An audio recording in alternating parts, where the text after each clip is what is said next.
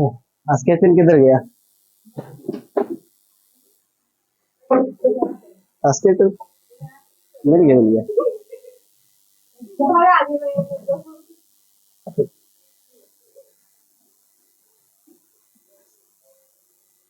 आज हम लोग क्या चलेंगे? भाग 5। क्या चलेंगे? भाग 5।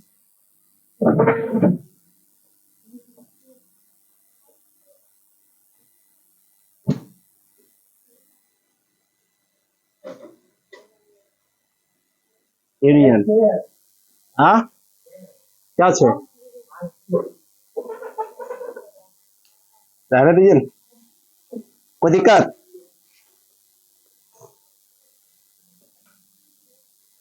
खुश हो गया। मौलिक कल्पना है, बोल के करके खुश रहिए।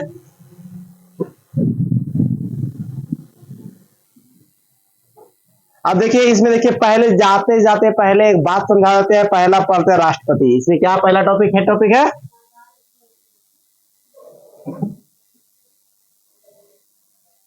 प्रेसिडेंट, बोलते हैं इंग्लिश में। देखिए, 51 तक हम लोग करा दिए थे। आप चलेंगे 52 से। राष्ट्रपति स्टार्ट कहां होता है? 52 से। अनुच्छेद 52। क्या? जो भी चलेंगे अनुच्छेद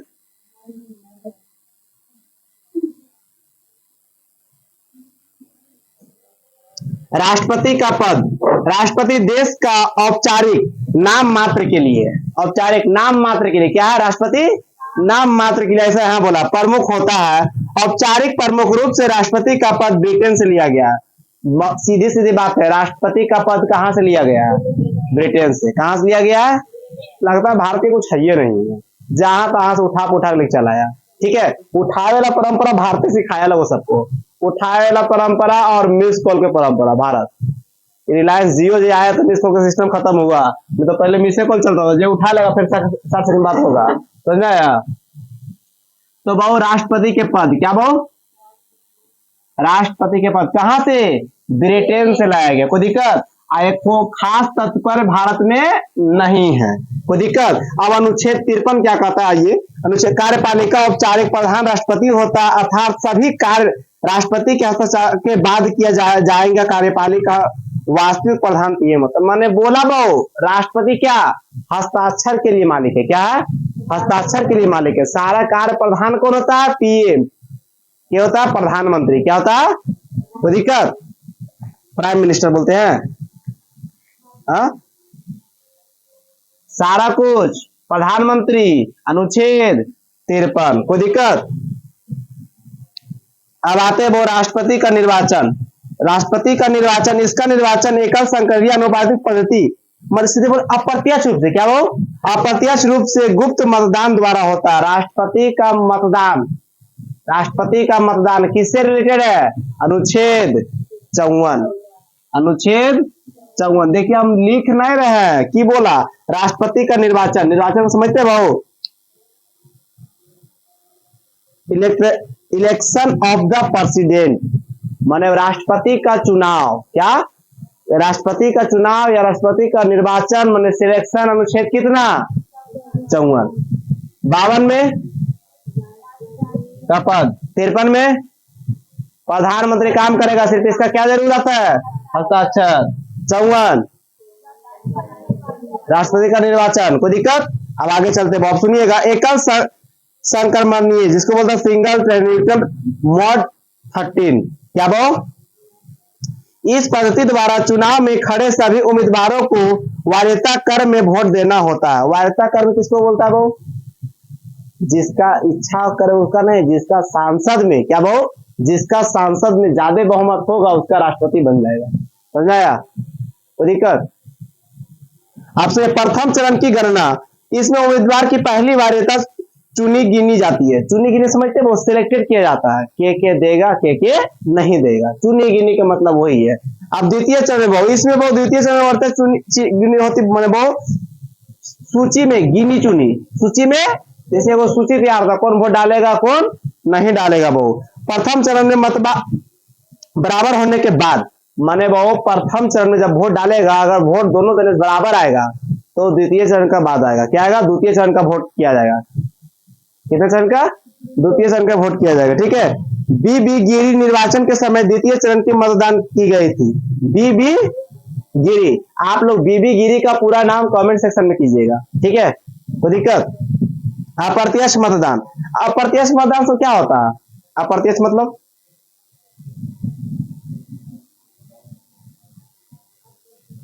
प्रत्यक्ष होता है, इससे हम लोग इलेक्शन में वोट डालते, प्रत्यक्ष हुआ। जिसने आप कॉमन व्यक्ति, आम जनता पार्टी भाग नहीं ले सकते, जैसे हम लोग आम व्यक्ति है उसके वोट भाग नहीं, वो अप्रत्यक्ष रूप से हुआ। क्या हुआ? जैसे अभी हम यहाँ वोटिंग करवा दे, बाबू कल से 3 बजे आएगा, लड़का 4 बजे आएगा, वोटिंग करवा दो, ये प्रत्यक्ष रूप से हुआ। और हम बोल दिए 3 बजे आना है तो आना, अप्रत्यक्ष हो गया, समझ में आया? तो राष्ट्रपति का वोट जो डालता है कौन रूप में डालता है, प्रत्यक्ष या अप्रत्यक्ष? आप लोग राष्ट्रपति का वोट डालते नहीं है, तो क्या हुआ? अप्रत्यक्ष हुआ। देखिए इसमें क्या लिखा है, प्रत्यक्ष मतदान, राष्ट्रपति के निर्वाचन में जनता भाग नहीं लेती है, बल्कि जनता द्वारा चुने गए प्रतिनिधि भाग लेते हैं। जैसे बहु विधायक, एमएलए सब जो है वो सब हम लोग उसी में चुनते हैं, हम लोग वही सबको चुनते हैं जी, वो सब भाग लेता है। तो जनता के द्वारा चुने गए प्रतिनिधि किसका वोट देता है? राष्ट्रपति का। तो क्या हुआ? अप्रत्यक्ष रूप से हुआ। जो हम लोग वोट देते हो क्या हुआ? अप्रत्यक्ष। चलो हम देते हैं, हम लोग देते हैं प्रत्यक्ष, और जो राष्ट्रपति के चुना गिना देता है कहते हैं अप्रत्यक्ष। चलिए आप सुनिए भाऊ, राष्ट्रपति का निर्वाचन मंडल, क्या भाऊ? राष्ट्रपति का निर्वाचन मंडल, आप सुनिए भाऊ, राष्ट्रपति का निर्वाचन मंडल में लोकसभा, राज्यसभा का सदस्य भी 28 से 28+3, जैसे दिल्ली, पांडुचेरी, जम्मू कश्मीर शामिल, तीनों केंद्र शासित प्रदेश शामिल है, दिल्ली, पांडिचेरी और जम्मू कश्मीर, और 28 गो अलग से, ठीक है, सदस्य भाग लेते हैं। राष्ट्रपति में कितने भाग लेते हैं? 28 3 31, कितना? 28 गो और 3 गो केंद्र शासित। विधान परिषद, राज्यसभा के 12 मनोनीत सदस्य राष्ट्रपति के निर्वाचन में भाग नहीं लेते हैं, 12 गो मनोनीत नहीं लेते हैं। तो 28 3 31, 31 12 43, माने टोटल सदस्यों की संख्या 43 है, प्रत्यक्ष रूप से 45 है, लेकिन भाग कितना लेता है? 31। कितना भाग लेता है? 31। कोई दिक्कत? अब देखिए वो सुनिएगा, मुख्यमंत्री जब विधान परिषद का सदस्य होगा तब राष्ट्रपति का निर्वाचन में भाग नहीं लेगा। मुख्यमंत्री जब निर्वाचन में भाग ले लिया कि हम भी राष्ट्रपति बन सकते हैं, तो वो क्या कर सकता है? वोट डालने का अधिकार उसे नहीं है। किसका वोट? राष्ट्रपति का, ठीक है। 69वां संशोधन 1990 द्वारा दिल्ली तथा पांडिचेरी में विधानसभा का गठन किया गया। 69वां संगठन में कब किया गया? दिल्ली और पांडिचेरी के तहत। 69वां संशोधन 1990, 70वां संशोधन 1990 द्वारा राष्ट्रपति के निर्वाचन मंडल में दिल्ली तथा पांडिचेरी को राष्ट्रपति के निर्वाचन मंडल में शामिल किया गया। तुमसे ऐसे पूछेगा केंद्र शासित प्रदेश पांडिचेरी और दिल्ली को कब शामिल किया गया था? 70वां में 1990, 70वां 1990। कोई दिक्कत?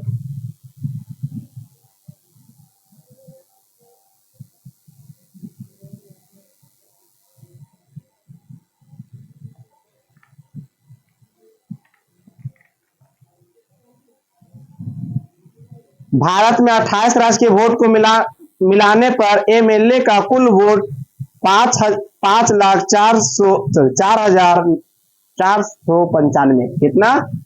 5,04,495। कोई दिक्कत? मिलाकर किसका? एमएलए, विधायक बोल सकते हैं। कोई दिक्कत? कुल एमएलए का लाभ कितना वो? 5 लाख ना गलती हो गई, गलत दिया हुआ। 5,49,495। यहाँ 4 में है 49, ठीक है। 5,49,495 इतना वोट है, ठीक है। अब कुल एमपी के वोट को मिलाकर, माने एमपी को भी मिलाकर कितना हो जाएगा? 98। कितना हो जाएगा वो? यहाँ 98 कर दीजिएगा, ठीक है, समझा गया। राष्ट्रपति की जमानत राशि, क्या भाव? राष्ट्रपति के जमानत राशि। अब क्या होता है, चुनाव लड़ने से पूर्व राष्ट्रपति को 1.5 लाख रुपया, क्या भाव? 1.5 लाख, हाँ 1.5 लाख को राष्ट्रपति को दी जाती है। बहु आरबीआई के पास रखी होती है। माने बहुत जो भी राष्ट्रपति चुनाव के लिए उसे कितना रकम दी जाती है? 1.5 लाख। लगता है इतना में कुछ होवेला है? इतना में कुछ होता ही नहीं है। वो अपना पूंजी इन्वेस्ट करता है, चाहे उसको जो लड़ाएगा ना वो पूंजी इन्वेस्ट कर। 1.5 लाख में क्या होता है? 1.5 लाख में कौन नहीं मिलेगा? आप खरीद लीजिएगा। किसको खरीदिएगा? 1.5 लाख तो मुखिया खर्चा कर देता है जी, और 25-30 लाख रुपया। तो ये तो खैर बहुत छोटा बात है। यदि राष्ट्रपति को 1/16 भाग से कम वोट मिला तो राष्ट्रपति की जमानत राशि वापस नहीं की जाएगी। मैंने 1.5 लाख रुपये लड़े दिया, अगर 1/16 मैंने 16 में से एक ही वोट लाएगा तो इसको क्या करेगा? जो पैसा रखेल दिया ना आरबीआई को, वापस इसको नहीं देगा। समझना या? इसे जमानत जब्त होना कहते वो। जमानत जब्त होना वो आरबीआई। कितना? 1/16 किसका? राष्ट्रपति का। कितना पैसा? 1.5 लाख रुपया, सॉरी पैसा नहीं रुपया, ठीक है। अनुच्छेद 54 बोलता है। क्या बोलता है? सीधे सीधे बात करते हैं। राष्ट्रपति के सैलरी 54, राष्ट्रपति का पद 54, MP 54, MP vote 54, MP voting टेटिंग अप्रत्यक्ष सब कितना में? 54 में। यहाँ तक किसी को तकलीफ? आप देखिए अनुच्छेद 15 कहते हैं सॉरी 55, इसमें राष्ट्रपति का कोटा है बहु।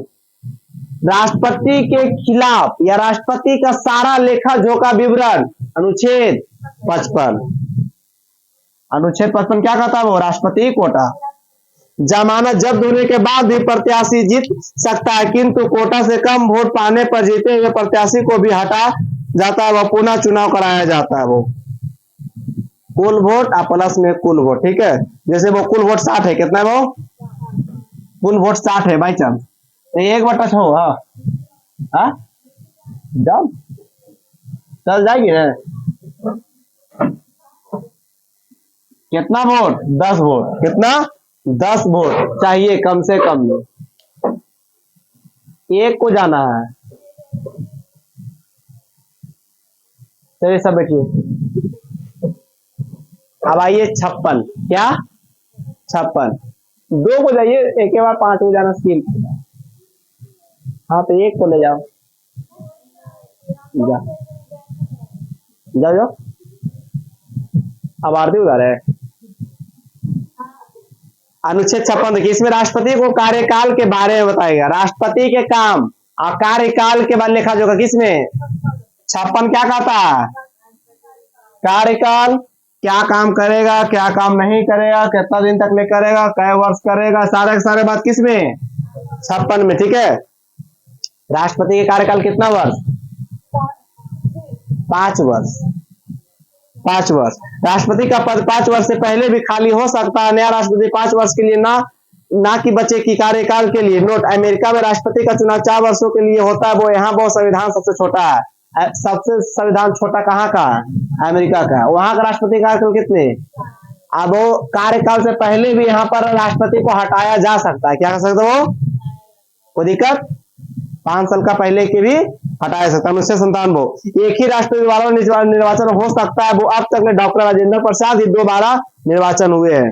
माने बहु राष्ट्रपति जो एक ही व्यक्ति है दोबारा बन सकता है या निर्वाचन में खड़ा हो सकता है। ऐसा कौन बना है?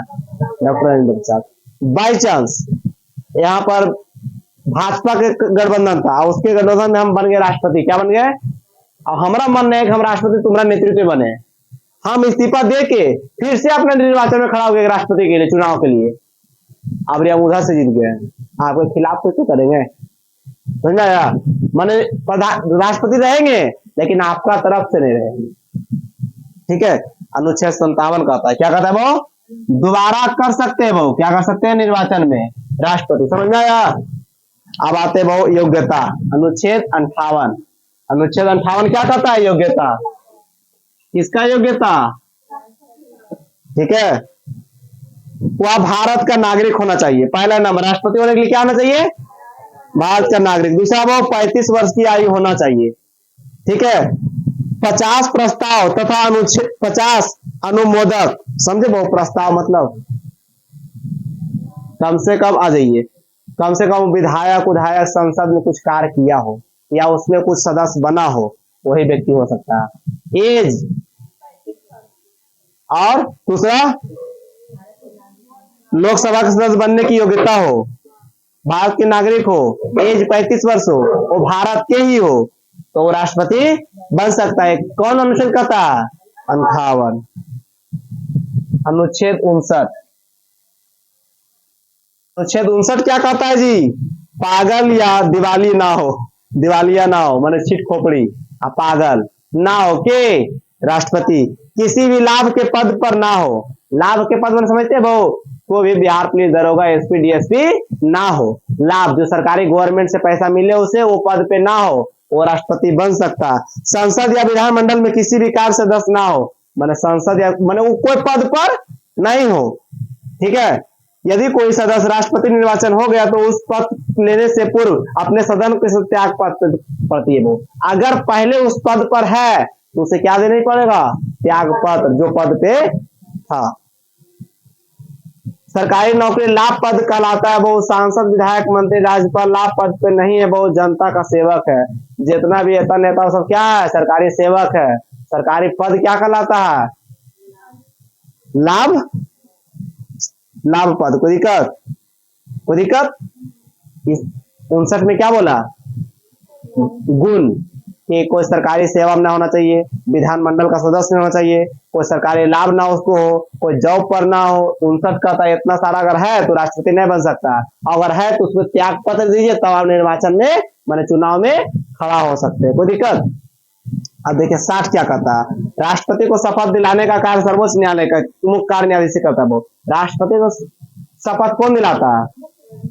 सर्वोच्च न्यायालय के मुख्य न्यायाधीश। कोई दिक्कत?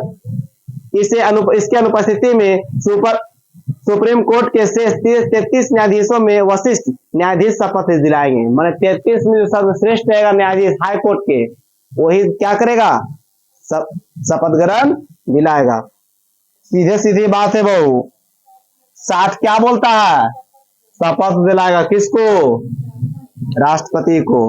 राष्ट्रपति का महाभियोग लगाने के 3 कारण है। वो यह संविधान का अतिक्रमण होता है। वो मंत्रिमंडल का सलाह को ना मानने वाला। वो राष्ट्रपति के भी पावर बहुत है, लेकिन उसको बांध कर रख दिया गया। राष्ट्रपति के हाथ में वो पहले सेना प्रमुख अध्यक्ष था, सेना का हाथ में था, वो हटा दिया गया, कर दिया पीएम का मर्जी। ठीक है, पहले वो सब कुछ राष्ट्रपति करता था, अब नहीं करता। समझा गया? अनुच्छेद 61 है ये वो महाभियोग। अनुच्छेद 61 क्या वो? महाभियोग। महाभियोग का मतलब समझते हैं? राष्ट्रपति को उसके पद से हटाना महाभियोग कहलाएगा। राष्ट्रपति को उसके पद से हटा देना क्या कहलाएगा? सीधी सीधी बात है, वो राष्ट्रपति को पद से हटाना। अनुच्छेद 61। कोई दिक्कत? अनुच्छेद 62 बहु राष्ट्रपति के पद का रिक्त होना। राष्ट्रपति खाली जगह क्या वो उसे क्या में रखा गया? हटाएगा। 61 खाली है। 62 राष्ट्रपति का पद 5 परिस्थितियों में रिक्त हो सकता है। माने राष्ट्रपति का सीट खाली रह सकता है। कितने कारण हो सकता है?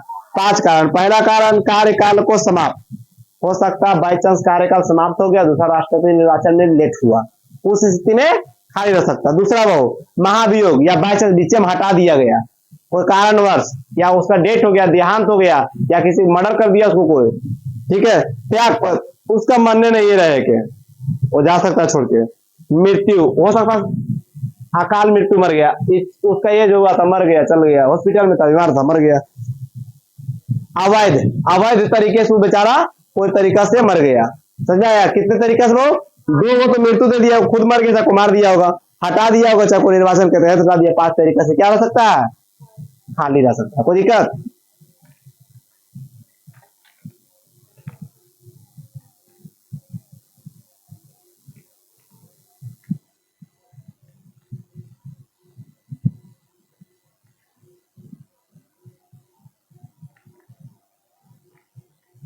हम देख रहे हैं हिसाब के तमाश खत्म हो गए कि नहीं। ठीक है, देखिए आज हमको क्लास ले क्वालिटी मन नहीं कर रहा है। ठीक है, बात ऐसा है, इसीलिए हम इसको कल पढ़ाएंगे। ठीक है, राष्ट्रपति जो है एक बार अच्छा से थोड़ा सा आप लोग को रिवीजन करवा देंगे। ठीक है, आज हम अपलोड सुनते हैं, आप लोग से रिप्लाई दीजिएगा, सब रिप्लाई दीजिएगा, वो बुराई नहीं कीजिएगा, हम पूछेंगे। ठीक है, अखंड भारत की जो टुकड़ा हुआ था, फर्स्ट टुकड़ा कब हुआ था? हाँ 1893 में, ठीक है, डुअल लाइन खींच दी गई थी। अनुच्छेद ये क्या कहता है?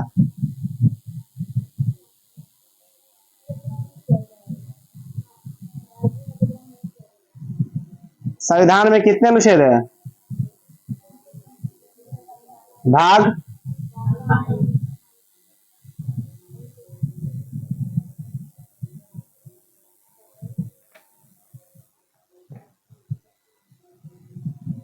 सिक्किम भारत का कैमा राज्य बना? हाँ,